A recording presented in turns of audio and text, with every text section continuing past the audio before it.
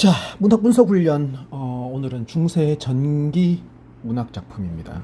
중세 전기 그러면 일반적으로 고려 건국부터 해서 훈민정음 창제 직전까지 그렇게 일반적으로 나누고요.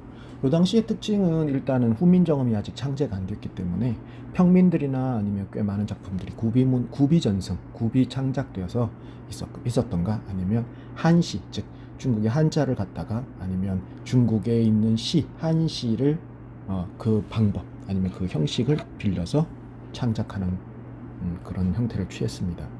그리고 산문 같은 경우에는 이제 폐관문학, 그래서 한간에 떠들고 있던 이야기들을 소위 말하는 지배계층, 즉 한문학자들이 그거를 기록하고 체록하고 살짝씩 변형하고 하는 그런 과정이 있었고요. 그리고 또 여러분도 잘 알다시피 가전문학이 이때 형성됩니다.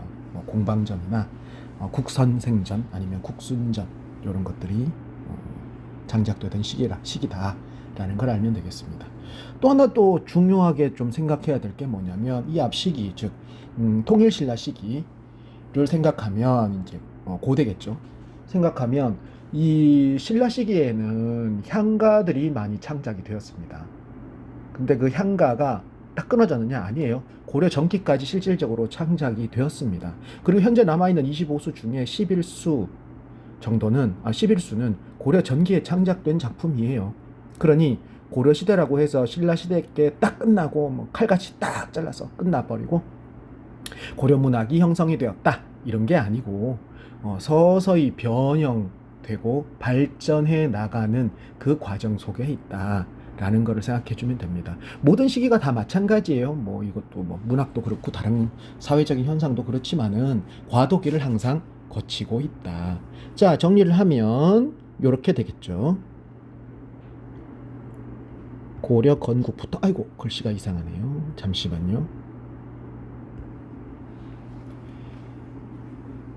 중세는 고려 건국부터 시작해서 훈민정음 창제까지다. 1433년이 되겠죠.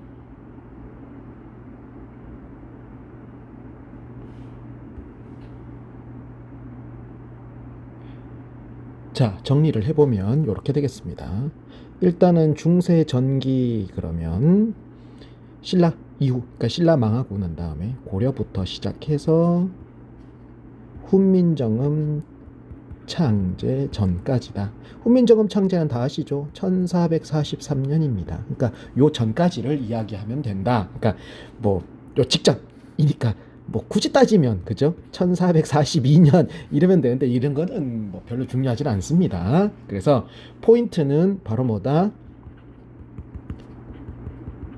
한문 기록이던가 아니면 구비문학이던가. 그죠? 요거 기억해 놓으면 되고요. 신라 시대 때 지어졌던 향가가 계속 지어져 왔고, 즉 초기까지입니다. 초기. 향가가 있었고, 여러분들 잘 알고 있지만 시조도 고려 시대 때 만들어집니다. 가사도 그 고려 때 형성된다 라는 썰도 있고요. 지금 현재 사실 뭐 대학원이나 국문과 쪽 전공하는 사람들은 알고 있어요. 고려 시대 때 이미 창작된 작품들이 있어요.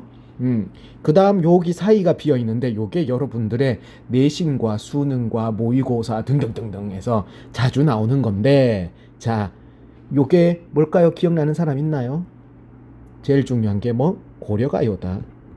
이거는 이따가 얘기하겠지만 이 명칭이 되게 문제가 돼요. 사실 고려가요, 그럼 고려시대 때 시가 그러면 다 들어가 버려요. 고려시대 때 있었던 시조를 넣는 사람도 있어요. 그러니까 이거는 명칭이 사실 조금 애매하다.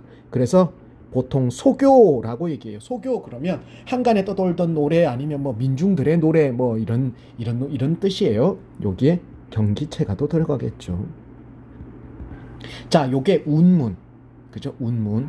산문은 아까 얘기했던 설화를 이제 기록하기 시작합니다. 폐관잡기, 폐관문학이 이때 형성이 되고요. 그 다음 가전문학도 형성이 됩니다. 물론 설화들도 많이 지어지고 뭐 기록되고 뭐 합니다. 이게 돌아다니기도 하고 그런 것들도 있다.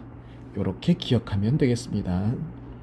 그리고 지금은 수필이라고 얘기하고 교술갈래라고 얘기하지만 이때도 굳이 뭐 교술이라고 얘기해서 딱 자를 수는 없는데 그 비슷한 형태의 설 뭐 이런 종류 한문 수필이라고 할 수 있겠죠. 그런 작품들도 창작이 되었습니다.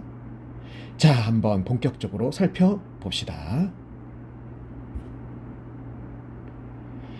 자, 고려가요에 대한 일반적인 겁니다. 제일 먼저 일단은 운문부터 조금 손을 봐야 되고, 산문은 이후에 손을 좀 대겠습니다만은 운문부터 후딱.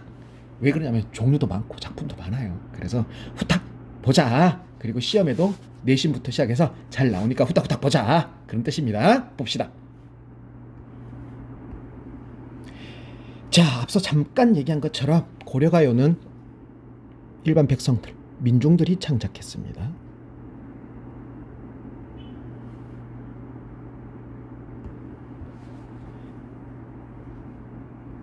자, 앞서 얘기했다시피 고려가요는 민중들이 창작했습니다.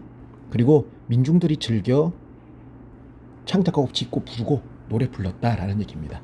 고려가요는 구비문학이에요. 왜 그러냐면 당연히 뭐 한글이 창제되기 전이니까 한자를 모르는 백성들이 구비문학이지 당연히.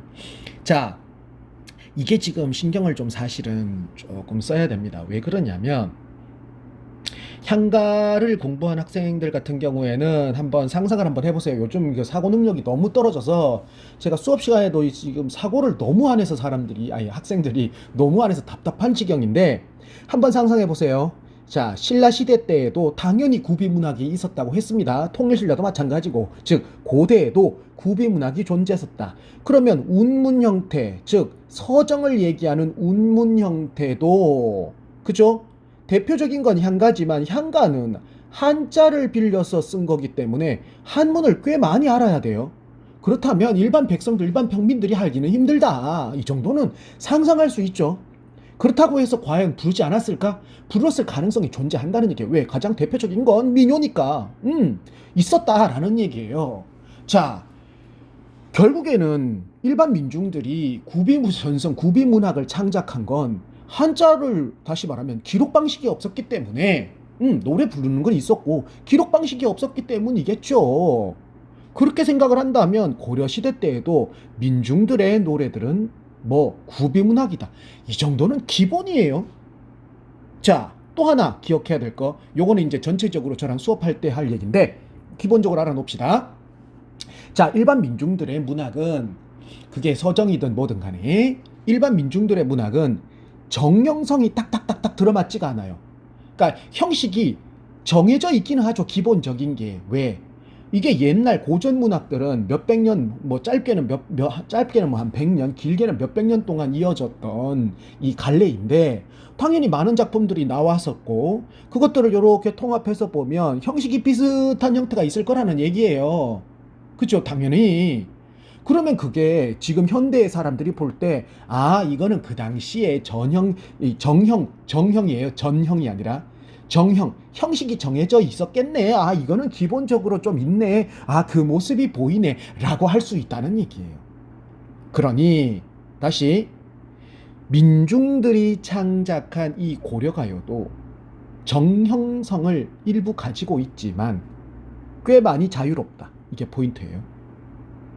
다음, 아까 앞에서도 얘기했다시피 이 고려가요는 명칭이 보세요. 고려시가, 고려가요, 여요, 고려장가, 소교 이렇게도 부른다는 얘기예요. 그러니까 명칭이 너무 많다. 이거 그냥 고려시대 때 노래다 뭐 이런 얘기고 여 붙는 것도 마찬가지예요. 고려예요. 그러니까 고려시대 때 노래 이런 뜻이고 여요도 마찬가지예요. 고려 노래. 소교는 백성들 한간에 떠도는 노래 이런 뜻이에요. 그럼 이해할 수 있겠죠? 자, 밑에 봅시다. 이게 아까 얘기했던 정형성이에요. 고려가요의 정형성. 삼삼이조의 삼음보 그리고 육구, 구수율이 보통 육구를 이루고 있는 게 주라는 얘기예요. 주. 그리고 내용상 앞뒤 양절로 구분되는 경우도 있고 수련 이게 무슨 뜻이냐면요. 뒤에 나오는 이 연자는 그 왜 1년, 2년 할 때 시할 때 연수 있죠. 1년, 2년 할 때 그 연이고 숫자는 숫자 할 때 숫자예요. 그러니까 몇 개의 연이 중첩 겹친다는 얘기예요. 내용상. 한데 이게 포인트가 아니에요. 아까 얘기했다시피 자유롭다는 얘기예요. 그러니까 기본적인 틀은 이렇게 비슷하게 가는데 뭔가가 좀 이상하다.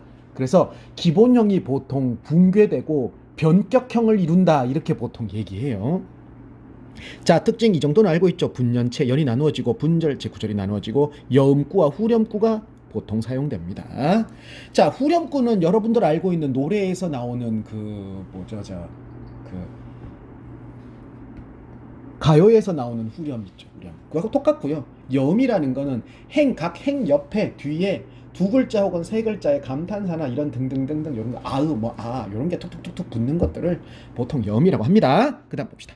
주제 내용을 보면 진솔한 사랑의 노래가 꽤 많고요. 그리고 그 노래의 화자의 태도를 보면 체념적이고 그리고 해학적 표현도 꽤 있습니다.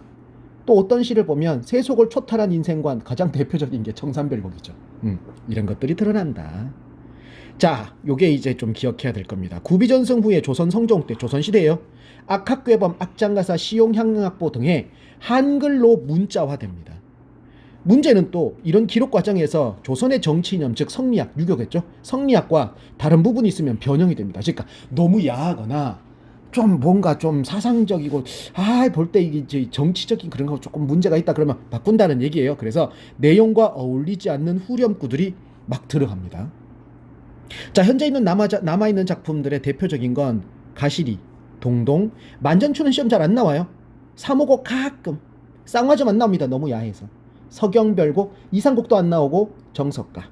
그리고 처용가가 예전에 모의고사에 나온 것 같은데 어쨌든 이거는 뭐 향가 처용가하고 연계되는 거여서 요거는 나오면 그 두 개가 같이 나올 가능성이 있겠죠. 청산별곡도 가끔 나옵니다. 자, 요런 기본적인 개념은 외우고 있어야 됩니다. 다음 봅시다. 아이고, 앞으로 넘어갔네요. 자, 제일 먼저 해야 될 건 정과정입니다. 자, 여러분들 제발 부탁인데 해석 좀 합시다. 이거 좀 잔소리 같은데 이거 원문을 좀 보지 않은 상태에서 이 해석만 달달달도 아니지. 그냥 대충 그렇게 보면 문제가 됩니다. 제발 부탁이니 왼쪽 오른쪽을 비교하면서 봐주는 버릇을 좀 들이세요. 그리고 시 해석은 제발 스스로 좀 하세요. 이유가 이런 얘기를 왜 하냐 그러면 시를 읽지를 않아요. 그냥 학교에서 이게 지금 대한민국 교육 문제인데 밑줄만 긋고 막 쓰다가 보니까 이 시를 읽을 줄도 모르고 감성도 없고 AI가 읽어도 여러분들보다 잘 읽을 거예요. 그러니까 너무 심할 정도로 감성도 없고 그렇다고 감정이 없는 것도 아니고 뭔가 애매하고 뭐 이상해요. 여러분들 지금. 자, 읽어봅시다. 제대로 들어가 봅시다. 자, 왼쪽 원문으로 갑시다. 내님을 그리자와. 자, 내님을 그리워하여 우니다니 울며 지냈더니 산접동새와 내가라는 거겠죠. 시적 화자가 직접 등장했네요. 시적 화자가 직접 등장했다. 비슷합니다. 자, 이 부분 내가 산접동새가 비슷합니다 라고 해서 그냥 단순하게 이렇게 이거 감정이입 그러면 여러분들 감정이입이 뭔지 제대로 모르고 공부하는 거예요 지금. 자, 시 한번 내용 봅시다. 내님을 그리워하여 울며 지냈던 게 누구죠? 나예요. 나 그죠? 산접동새와 내가 비슷합니다. 왜? 산접동새도 이렇게 우는 것처럼 보이더라. 다시 말하면 산접동새가 님을 그리워하여 울며 지내고 있네. 근데 나도 님을 그리워하여 울며 지냈더니 내가 산접동새랑 비슷하네 라고 얘기한 거예요. 그죠? 이게 이렇게 해야 돼요. 이렇게. 자, 이렇게 되면 산접동새가 님을 그리워하며 울며 지냈죠. 당연히 의인법인데 그죠? 여기에 뭐가 됐죠? 그리움과 이별에 대한 그리움이 있죠. 님에 대한 그리움입니다. 그리고 이별에 대한 슬픔이 들어있는 거죠. 그러니 당연히 의인법인데 감정을 지니고 있어요. 당연히 수사법은 의인법이에요. 그런데 자, 내가 님을 그리워하며 울며 지냈죠. 즉 나도 이렇다는 얘기예요. 이해되죠? 뭔 소리인지. 그러니까 나도 똑같은 감정과 똑같은 상황에 처해 있다. 그게 비슷하다라는 얘기예요. 자, 그럼 산접동세만 놓고 보면 의인법 맞습니다. 의인법이에요. 그런데 중요한 포인트.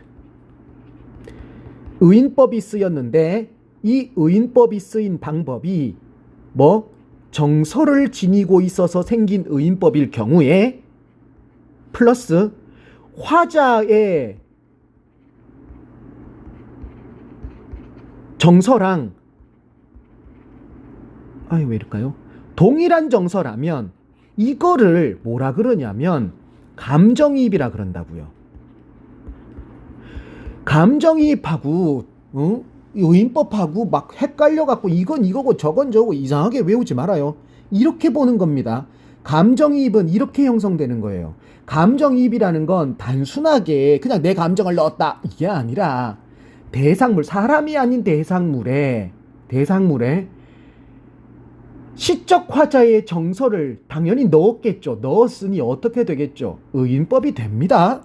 즉 의인화가 되는 상황인데 그 의인화된 상황 속에 시적 화자의 정서와 일치하고 시적 화자가 그 정서를 그 사물 속에 옮겨 넣으면 그게 감정이입이 되는 거예요.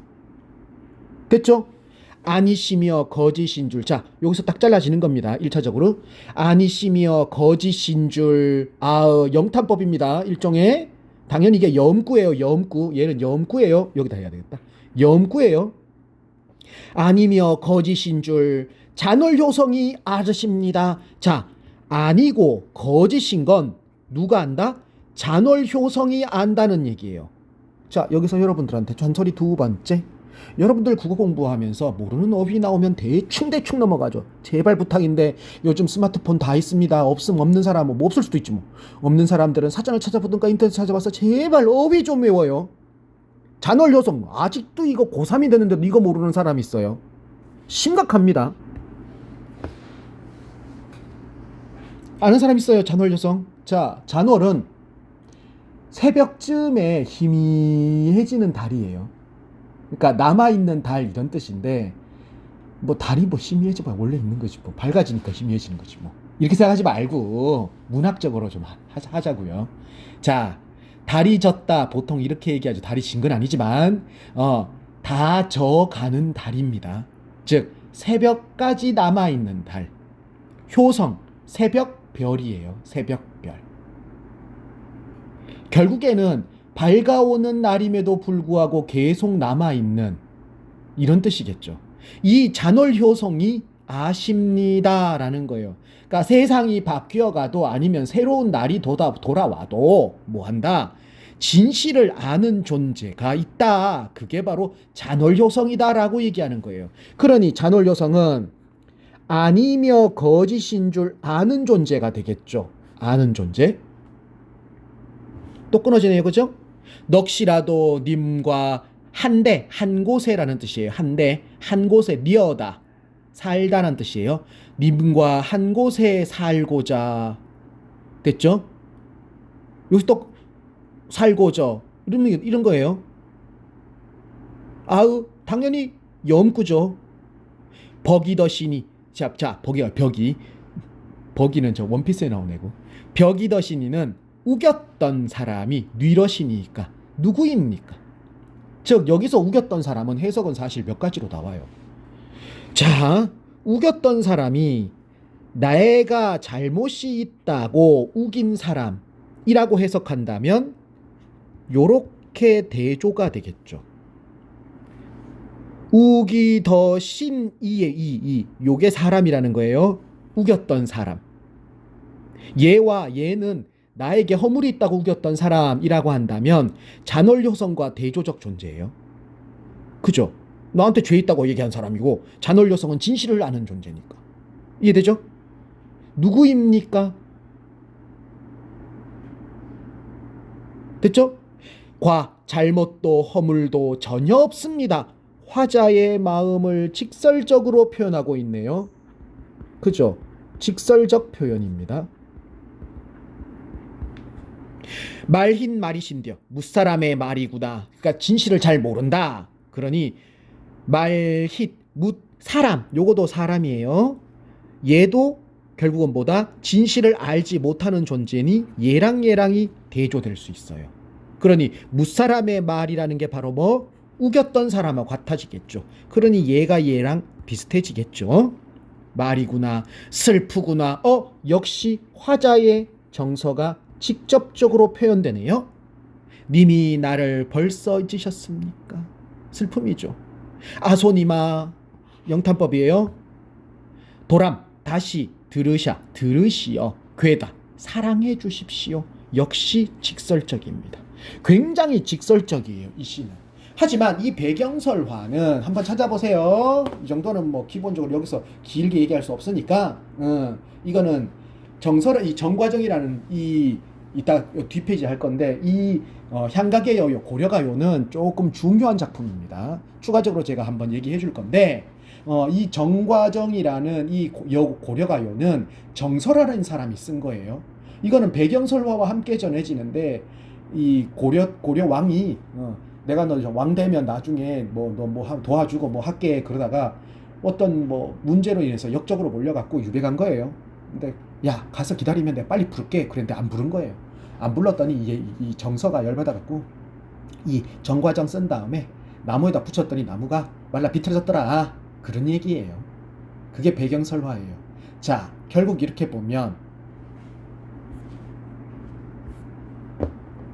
자, 요게 연결된다는 얘기예요. 보세요. 조금 전에 얘기한 것처럼 배경설화와 함께 전해집니다. 현재 남아있는 이거보다 더 빠른 것도 있겠죠. 현재 남아있는 가장 오래된 유배시가입니다. 다음 그럼에도 불구하고 맨 마지막에 뭐라고 하죠? 도람들으샤 괴오셔서 못 외우면 골치 아파져요.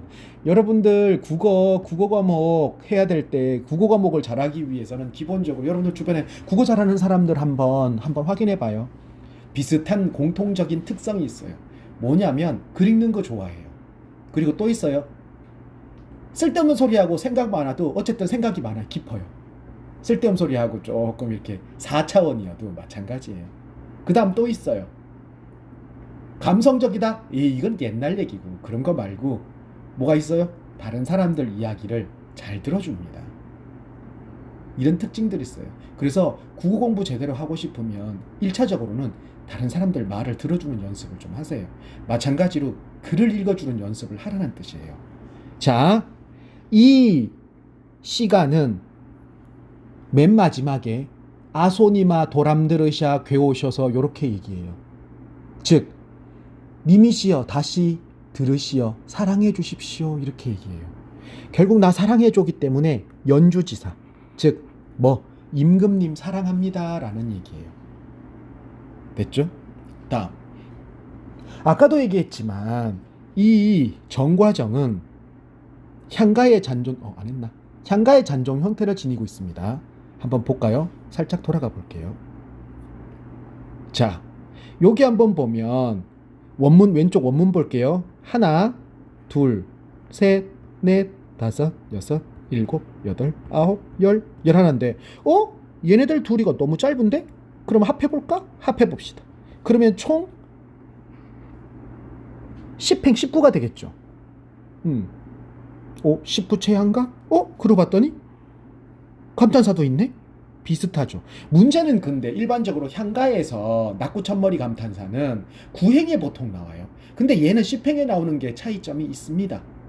그런 건 차이점이 있고 또 향가는 보통 3장 체제죠. 근데 이거는 3장 체제는 아니에요.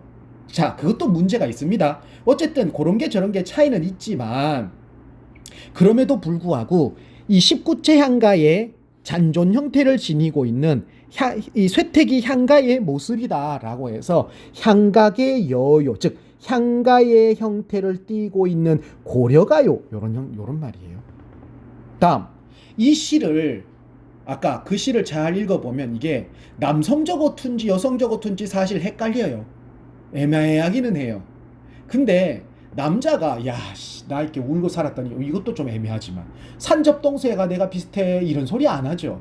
그래서 이거를 여성적 화자로 보는 경우도 있습니다. 이렇게 본다면 님에 대한 연모와 원망을 담은 정서를 보여주고 있다라고 할 수 있겠죠. 이해되죠? 다음, 내신용 모의고사 마찬가지로 중요한 건 접동세와 잔월 여성의 기능. 그 다음, 고려가요의 특징은 반드시 기억하고 있어야 됩니다. 자, 전과정에 대한 기본적이고 짧은 수업은 여기서 마치겠습니다. 계속해서 고려가요들 자료들 올라올 테니까 강의를 보면서 순차적으로 보시기 바랍니다. 아, 그리고 참, 지금 유튜브 통해서 제가 올리고 있는 작품들은 시대순 아니에요. 시대순 아닙니다. 혹시라도 그렇게 여길까봐 그러는데, 시대순이 아니라 공부하기 편하게 하기 위해서 제가 임의적으로 순서를 정해놓은 거예요. 하지만 묶음별로의 시대는 있습니다. 그러니까 여기서부터 예를 들어서 중세 1, 중세 2 이러면 그 시대별, 그 특징별로 탁탁탁 묶어놓은 건 있어요. 하지만 그 세부적인 연도는 순서가 아니에요. 그거는 좀 염두에 두시기 바랍니다. 마치겠습니다.